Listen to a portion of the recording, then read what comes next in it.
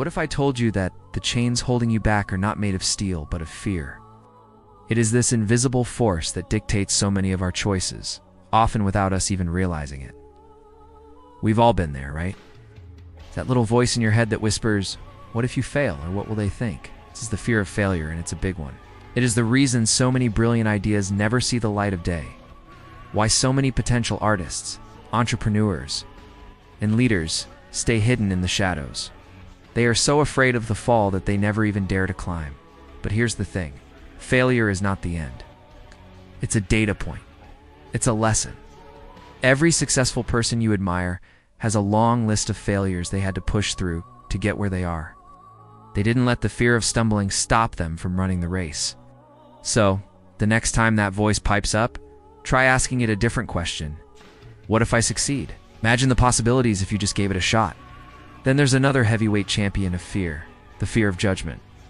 We are social creatures, hardwired to seek approval and belonging. This fear makes us terrified of being criticized, laughed at, or misunderstood. It makes us like chameleons, always changing our colors to blend in, and in doing so, we often lose sight of who we really are. Sometimes we hold back from speaking up in meetings, expressing our true passions, or dressing how we like, simply because we are worried about what others might think. But let's be honest. People are mostly caught up in their own lives, their own fears, their own insecurities. And even if they do judge you, does their opinion really have the power to define who you are? The only person whose opinion truly matters in the long run is your own. Living true to your values brings a sense of peace and confidence that no amount of outside approval can ever equal. It's about choosing self-respect over the fleeting approval of others. Perhaps the most subtle and paralyzing fear of all is the fear of the unknown. Our brains love predictability, find comfort in routines, and knowing what is coming next. This is why change can feel so terrifying. It's leaving a stable but unfulfilling job, ending a relationship that's no longer right, or moving to a new city. These all represent a leap into the void. The what-ifs can be overwhelming. What if I can't find another job? What if I end up alone? What if I hate the new place? This fear keeps us stuck in situations that are comfortable but ultimately limit our growth. It prioritizes safety over happiness, predictability over potential. But here's a powerful thought from the great Stoic emperor, Marcus Aurelius. He was arguably the most powerful man in the world, yet he constantly confronted his own fears, especially the fear of death and uncertainty. He wrote in his personal journal, "You have power over your mind, not outside events. Realize this, and you will find strength." He understood a fundamental truth.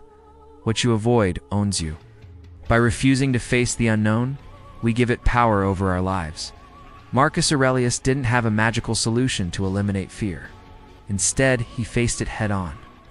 He practiced imagining the worst-case scenarios, not to dwell on them, but to mentally prepare for them and realize he could handle them.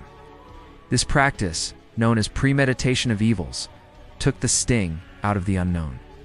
It's about looking your fear in the eye and saying, "Okay, I see you, and I'm ready." So how do we apply this? How do we stop letting fear run the show?